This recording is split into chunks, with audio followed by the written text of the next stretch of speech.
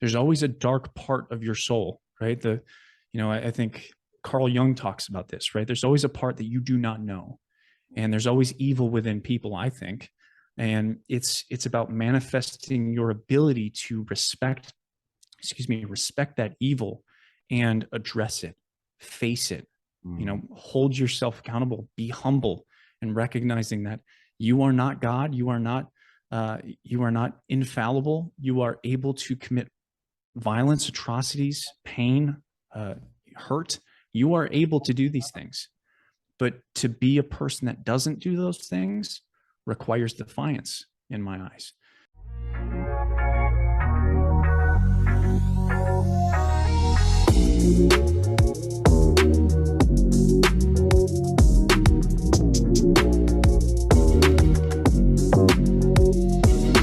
Let's impact some men today. I think we're going to do a great job.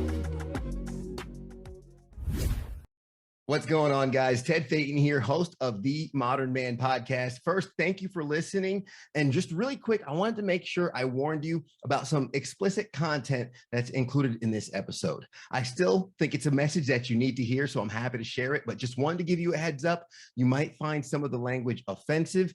And if you are sensitive to that, I won't take offense if you decide to skip it.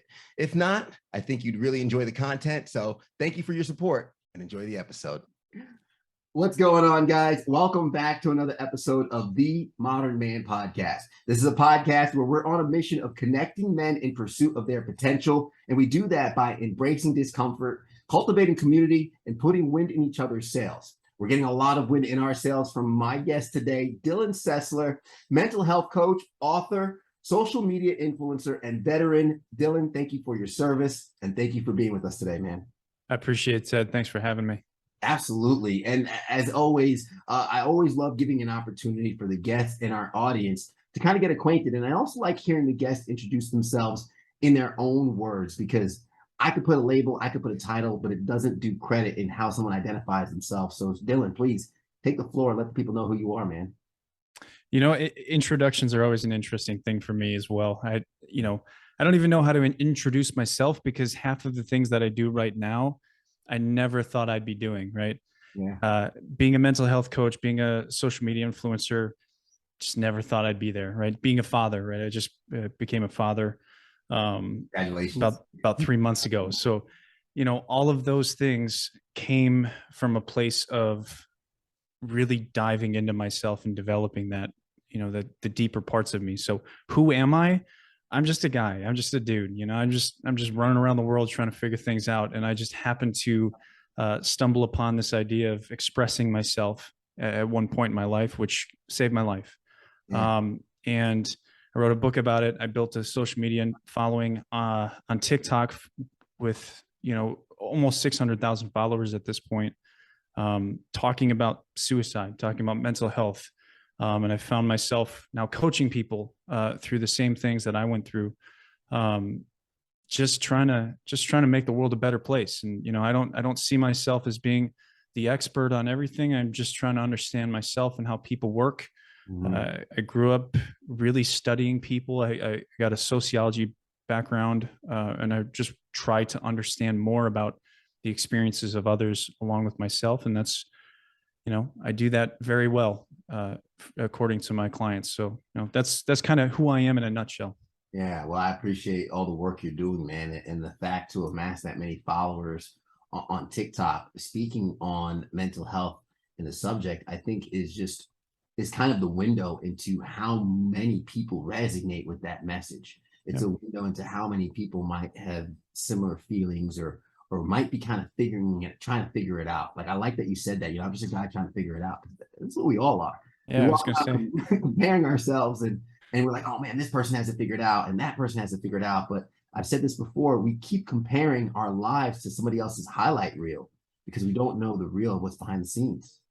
Social media is a great place to understand, I think, one really key concept.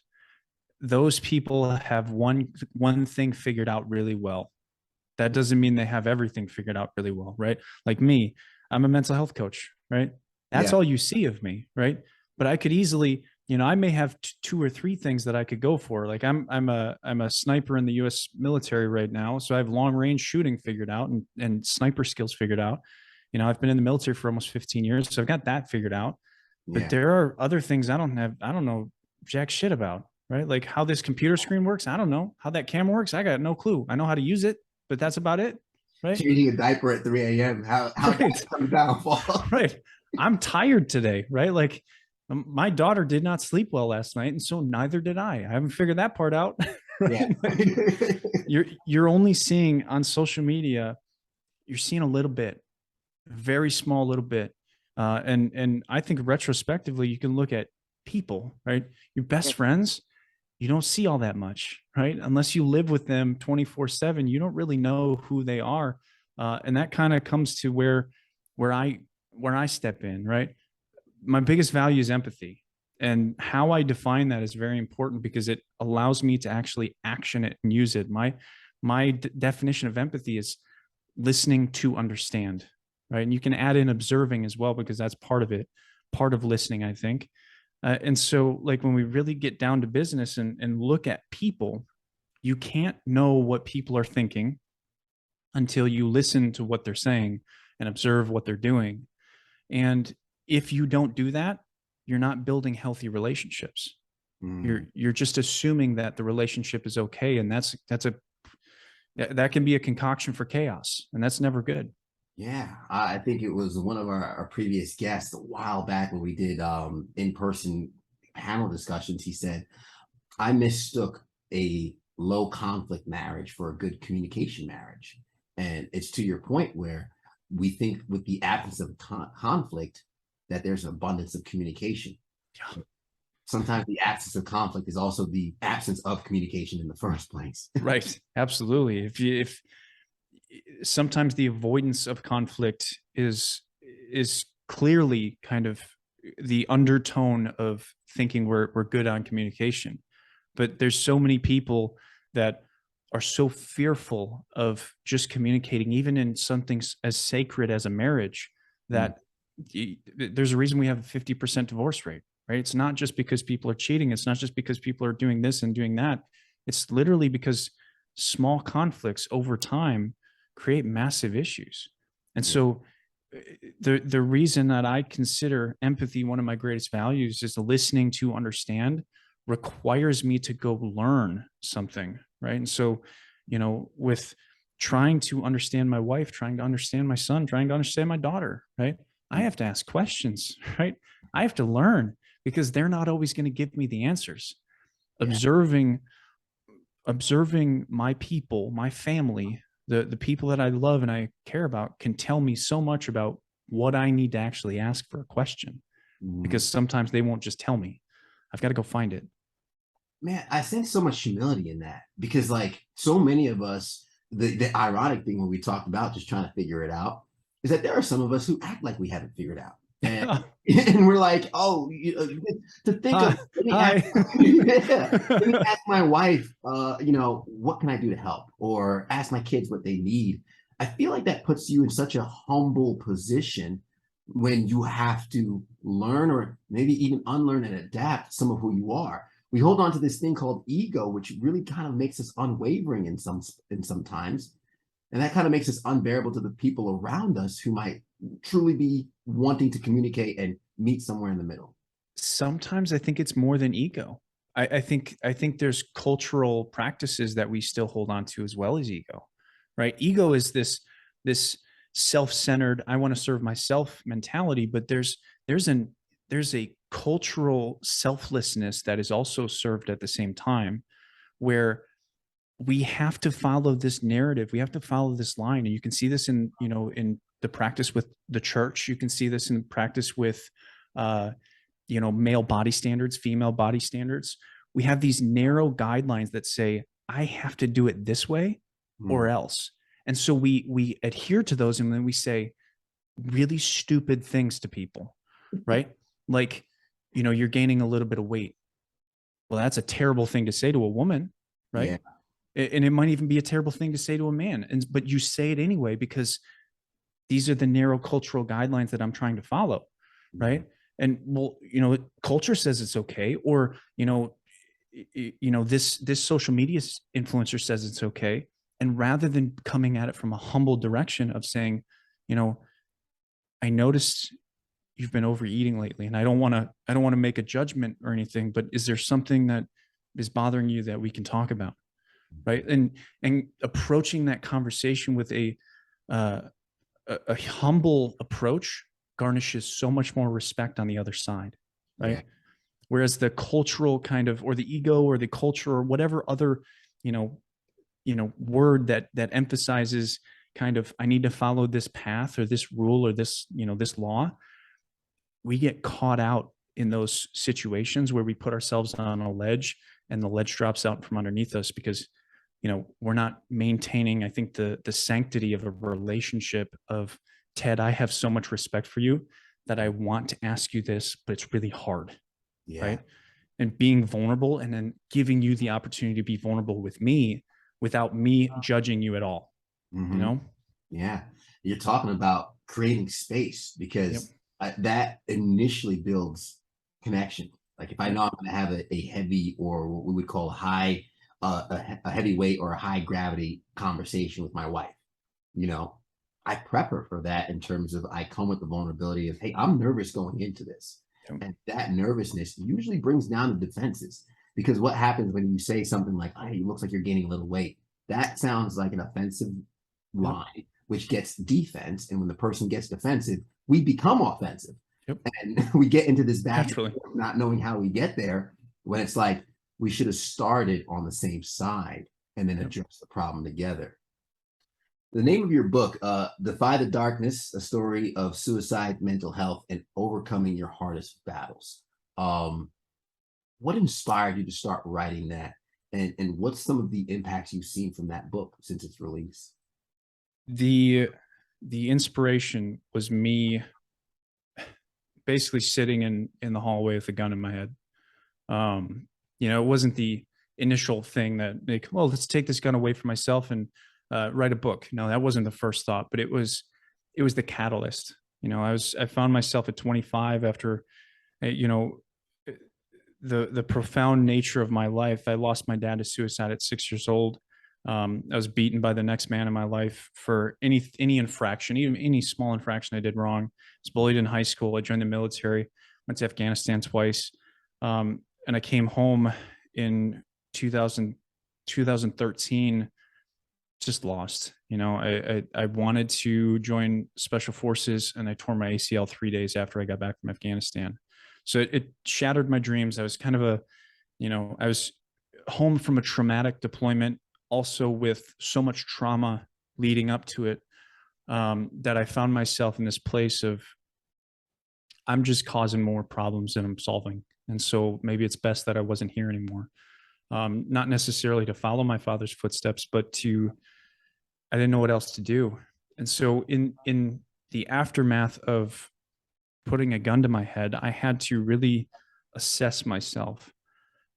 And I did that, right? I had to look at myself. And this is where, let's be real, the humility really came from, is because I didn't know what the fuck was going on. Hope I can swear. But I had no clue what was going on and why I was where I was. So I asked myself that question: why are you where you are? And not just my decisions, but why did all of the things that happened to me teach me to guide myself into this position of where I almost kill myself? Because other people don't do that. Some people do, not everyone does. And so why am I in this place? And I asked that question from a different perspective than what I was normally looking at it from. And that's where it began, right? I started actually taking the emotion out of the traumas that I actually felt, not fully, right? I needed to feel them. I needed to process them. I needed to understand why the hell my dad would do such a thing and how I would take it, right? Because everything that my dad made a choice on, I didn't need to make that choice, but I did. And I needed to understand why. And so I clarified a lot of my thought processes up until 25 in the following years after 25. And that's where the premise of the book really came from, right? Defy the darkness is a rule of my life, right? Like there's there's always a dark part of your soul, right? I think Carl Jung talks about this, right? There's always a part that you do not know. And there's always evil within people, I think. And it's about manifesting your ability to respect that evil and address it, face it, hold yourself accountable, be humble, and recognizing that you are not God, you are not infallible. You are able to commit violence, atrocities, pain, hurt.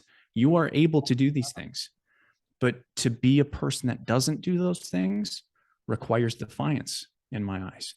Yeah. And for me, I was committing all of those things to myself. I had horrible self-talk. I was just committing all of the terrible, insecure things to myself. And I was destroying me. I was destroying my relationships. I was destroying my life.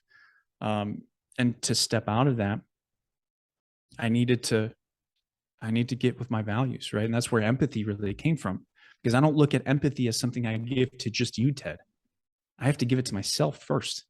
So I have to listen to understand myself before I can even address listening to understand other people.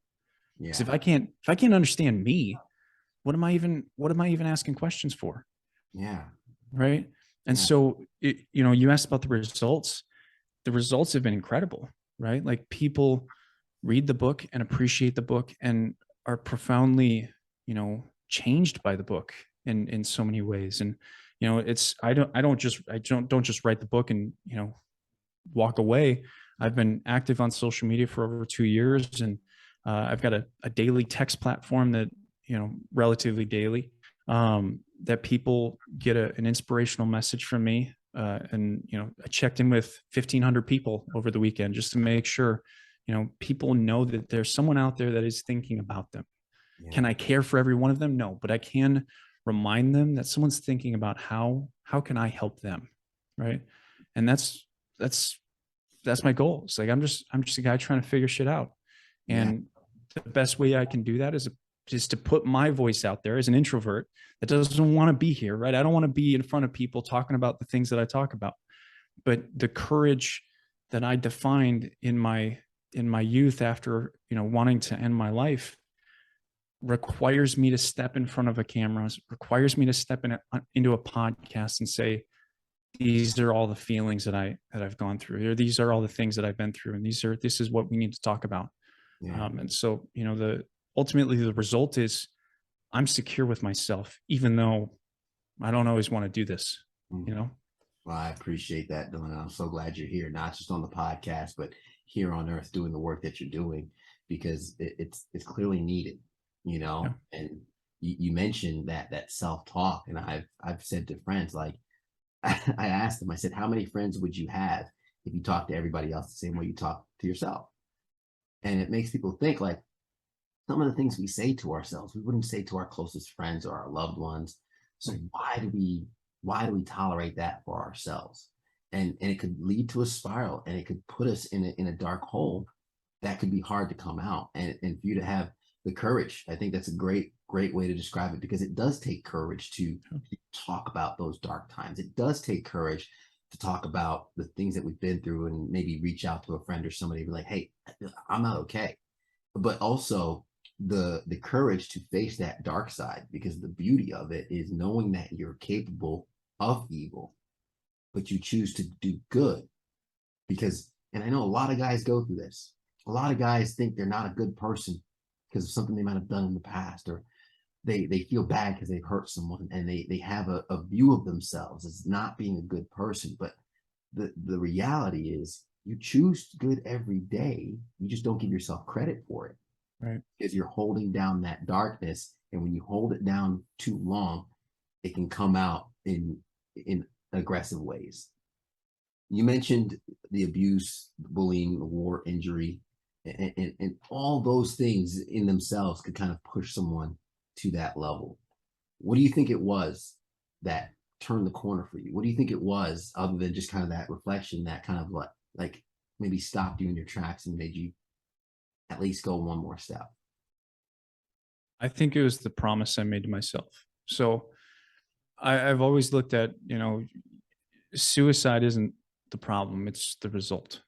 It's the result of all the problems. And my problems were many at the time, and I hadn't dealt with any of them. And in my darkest moment, do I know exactly what stopped me? No, I don't.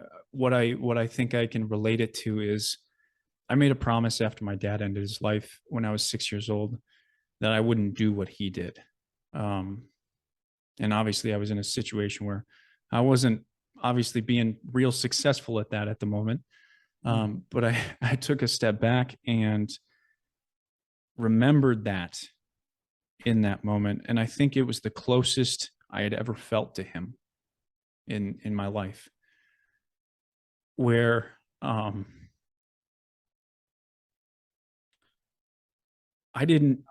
never got a letter from my dad. I never got any kind of reason why he would do such a thing. And as a son, I can look at that and I can respect, in many ways, kind of the context around his story of he had taken out an insurance plan about a year prior that had a suicide clause of about a year, right? So he had that kind of, I had that in my mind and I understood that only into my 20s.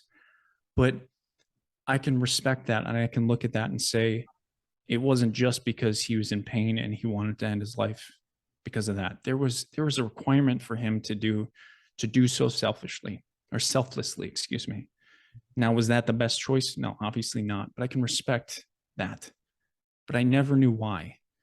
And so when I was in that situation, all of the feelings, everything that kind of came over me, I was like, wow, I can understand, right? It was kind of that first time I think I actually applied empathy to him. That's a fucking hard thing. Yeah, man. Right? It's an incredibly hard thing to look at someone that hurts you as much as my dad did to me. Excuse me. Good, yeah. And look at that moment and say, I get it. And for the first time, I actually did that. And I had to really take back a lot of the anger that I had for him, a lot of the hurt, a lot of the pain, a lot of the struggle that I kind of pushed onto him and said, you've given me all this. And I had to really rethink that because he didn't give me all that, right? The ownership that I could take was more than I gave myself credit for, right? Now, when people do things that are bad for you and or are harmful to you, you can give them ownership, and that's a very important and I think a really beneficial thing to do. But there's also a part of you that you need to address, and what do you actually own, right? When people have been traumatized, right? When someone does something to you, I think it's really important that you learn to say, what this person did to me is not my fault. But on the other end, on my spectrum, right, it's really important for me to recognize what this person did left me with choices that I had to make. And I had to really look at those choices and approach them. And just like we were talking about, like everybody feels like the bad guy sometimes. Mm-hmm. You've got to look at those choices. And some of those choices were necessary, some weren't. But what you made a choice on 27 years ago, or even 27 days ago, does not determine where your life is going to go. It might have an impact on it, but you can choose to be a good person or you can choose to be the bad guy, and you'll live whichever one you want. I just choose not to be what I felt like I was when I was 25 and before. Yeah. I choose to be someone else, and I choose to be someone that gives, someone that has defined their values and said, this is who I actually want to be. And I've done the work. I can't tell you, like, I can talk about empathy, mm-hmm. But at 22 years old, when I was in college, I never knew what that fucking word meant. Yeah. People would say that word. I'd be like, I don't know what the fuck that means. I don't care. Right. And then I learned it. I defined it. I learned how it's actionable. I learned where I can give too much, where I can give too little, right? How you define your values is so fundamental, because if I give too much empathy, I'm really not happy. If I give too little empathy, I destroy relationships, and I've done that. And you have to be very mindful that when you create and craft your identity, you have to build and develop these values in a way that you can actually understand and explain them. And this is why I'm so eloquent with talking about something as simple as the word empathy. Yeah. You mentioned those choices and the decisions you make, and that choice at 25, man, you are, and I say it without hesitation, the strongest person we've had on this podcast because of that choice. And the choices you continue to make in terms of facilitating these conversations. I think we've seen in recent years more and more people having conversations around what was once taboo. Yeah. Rewiring the discussions around mental health, and you said doing work, because it requires work, and anything worth having isn't easy, right? And there's a beauty in the process. There's a beauty in the chop wood, carry water, chop wood, carry water. How do we change that narrative around mental health, right? Because I think there's been more of an attention to it, but there's still some people who are hesitant. How do we change that perspective for folks? I think you probably know this better than I do, but stigmas exist for a reason, right? And changing them requires the courage to stand against them, right? 40, 50 years ago, this never would have happened, right? Because the race issue never would have been solved in any capacity.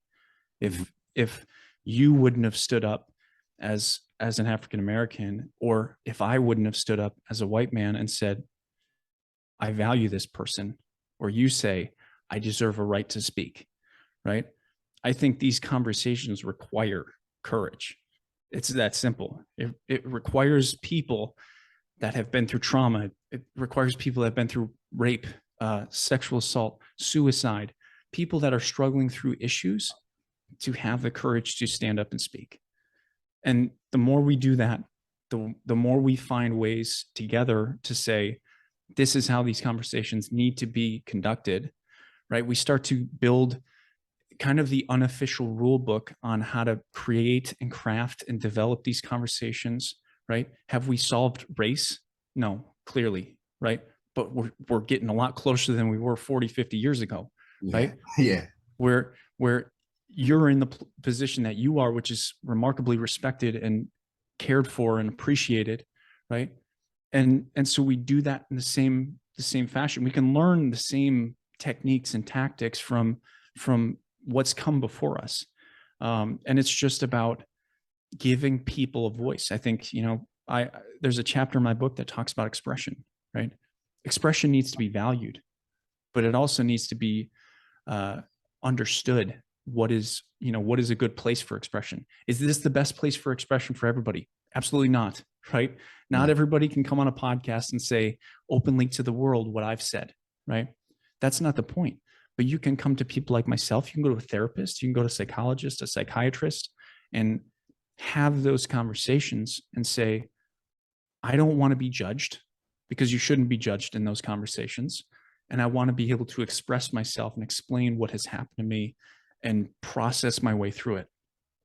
Yeah. Now, I think the challenges are, I think a vast majority of society has a very large misunderstanding and misconception of trauma and its impacts on the body.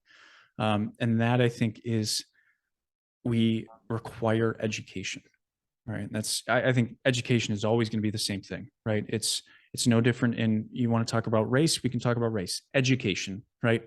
Let's be real, right? Yeah. It's no different than trauma. Trauma requires education. Suicide requires education, right? If people don't know that there are ways to solve their problems or work through their problems with someone else, they won't do it, right?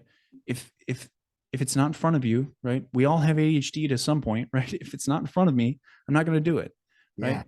And so our goal, I think, should always be come together, educate people, and have conversations and let people express themselves. Yeah, it's pretty simple. You're so right, because a lot of us, we talked about the highlight reel beforehand, because so many of us are so tight-lipped about the problems and the issues that we go through. Yep. So much so that when we go through those issues or problem, we think we're the only one in the world to ever have this problem, right? Yeah. How much is it like, oh, this, you don't know what I've been through. You don't know what it's like. Yep. I might not. And I'm 100% aware of that. I might not be able to be in your shoes. But I heard someone once tell me how they said, listen, the pain, someone said, Ted, the pain you go through is going to uniquely qualify you to help somebody else. Yeah. And we rob the world of that gift when we keep our pain to ourselves, because we all look for the purpose in the pain, right? We look for, okay, what is this for? But our ability to weather that storm coming out on the other side, when we see someone else in the same storm, someone else who might have the same obstacles or setbacks or traumas, reaching into that storm with a hand, and not just reaching in, but going in the rain, drenched, soaking wet, like saying, look, I'm here with you. Yep. Take my hand because I've gotten out of this before. That's what it's all about. How can we learn to enjoy life despite the adversities, despite the traumas, and despite some of the setbacks and the heavy weight that life does bring upon us? How do we still enjoy it along the way? Well, before 3 months ago, I think the answer would have been maybe a little bit different. But having had a child, my first child, man, that's another level of beauty. I don't think I'll ever find something equivalent to. Yeah. But I think the answer is also in the title of my book. I think it's defiance, right? The darkest parts of my life always were the focus of everything. And up until about 5 to 6 years ago, after I started really doing the work, I think it was then where I recognized, like, it was my stubbornness that got me into that situation, right? But it was also my stubbornness that got me out. Like, I wouldn't die, right? I've been in so many positions where I probably should have died, but I didn't, not only in Afghanistan, but at home, that now I find myself defying the very nature of what I've always wanted to do, which is, hating myself and hating my life and trying to find problems. I found myself looking at that and saying, no, I'm not going to get angry here. I don't want to get angry here. I don't want to push myself into a place where I used to push myself.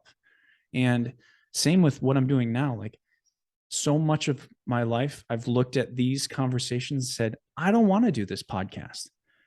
But now it's like over the past year, I've totally reversed that and said, you're going to do the podcast and you're going to find a way to like it. Right. And so I come out of these conversations learning about, like learning about you, Ted. I learn about, like, your podcast, what you talk about. I learn about myself too. Right. These conversations aren't just about always helping other people. Like, when I have my podcast, The Dylan Experience, I shamelessly, that is mine. It is all mine. I don't do it for my viewers or people. I do it 100% for me. If people benefit from it, awesome. But I have people on there that I value, that I love to have conversations with, because I have deep and just sometimes dark, sometimes beautiful, sometimes wonderful, sometimes hard and conflicted conversations. And it tests me every single time. And it's shamelessly, it's my selfish endeavor that I enjoy the most. And doing the selfish thing is beneficial, right? When we look at words and sometimes we add this context or this connotation that says selfishness is bad. It can be, right? If you overuse it, right? If you're a narcissist, that's not good, right? But so can selflessness, right? If I'm so selfless that I end my life to suicide, that's not good either, right? Because it may seem selfless in some regard, but in many ways it's not, right? Other people don't see it the way that I'm, would have seen it in 2015. And so, like, we have to really look at these ideas of, what do I find value in, right? If you don't find value in yourself, change that. That's definitely something you need to fix, right? Because you won't find value in anything else if you can't find value in yourself, right? Or you will find value, but only for fleeting moments, right? And so that you'll just continue to move on to the next thing and the next thing and the next thing until eventually you give up and you're tired of trying to find the thing that you value. So start with yourself and then continue to develop, what do I value, right? And develop yourself and your kind of eye for beauty in the world through that. Yeah. Dylan, I can keep this podcast going, man.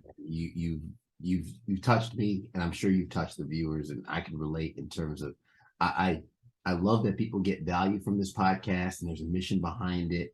But selfishly, I've learned so much. I've spoken to some amazing people, yourself included, and having this medium that allows us to communicate, where you're in Wisconsin, I'm in North Carolina. We wouldn't cross each other's paths in the coffee shop or on the show, but through this medium, we were able to share space and connect. And I'm really thankful for that. I also want to offer that same opportunity for some of our viewers, our listeners. How can people reach out to you if they've been triggered by this episode and they're starting to think, how can they maybe get some of your mental health coaching? And of course, I'll also have the suicide hotline information in the show notes as well. But I would love for them to be able to talk to you and connect with you if they need.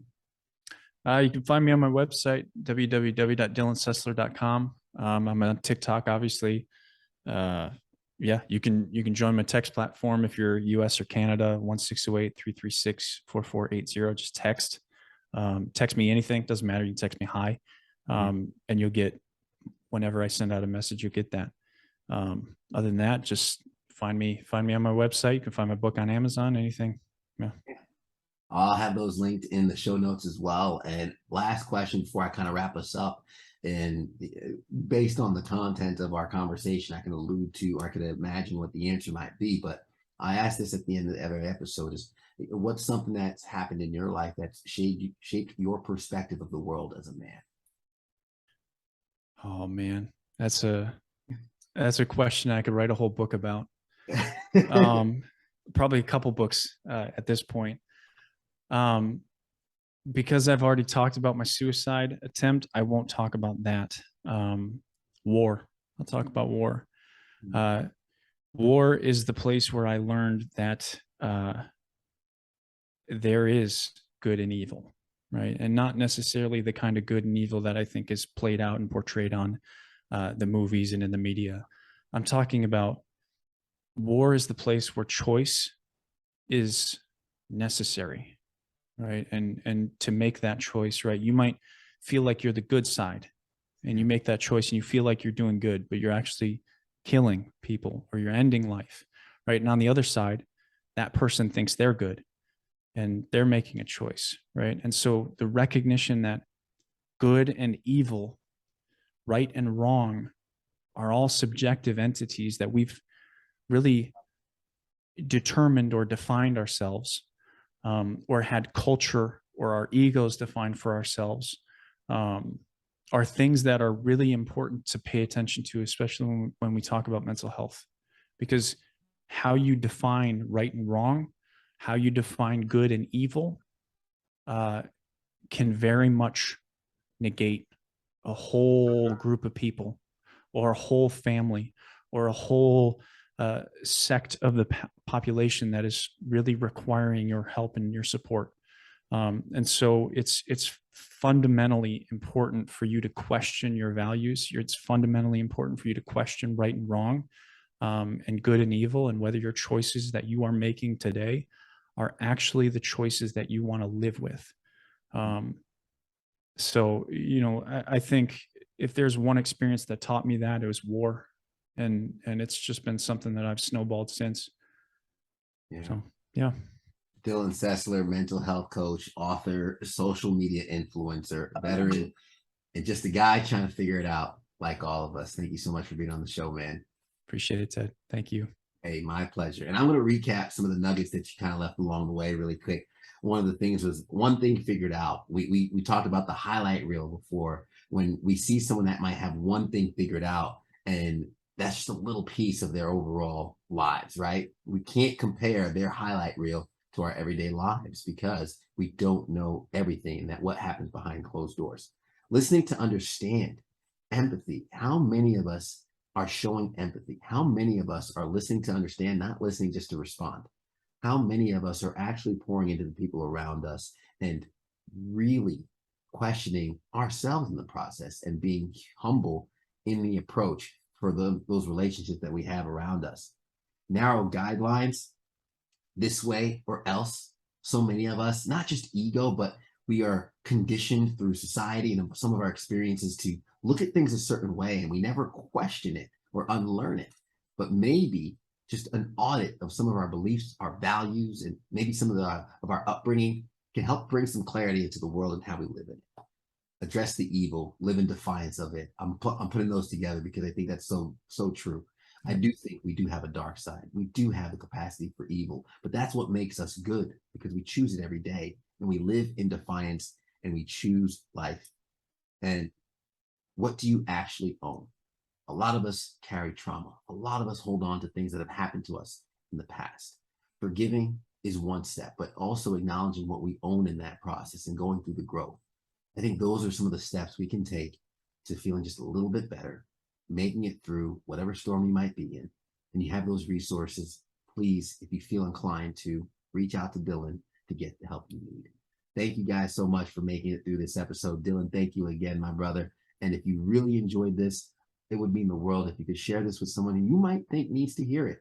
Leave us a rating and let us know how we're doing. The only way we get better is by hearing from you guys, and subscribe to the podcast to get a new episode each and every single week.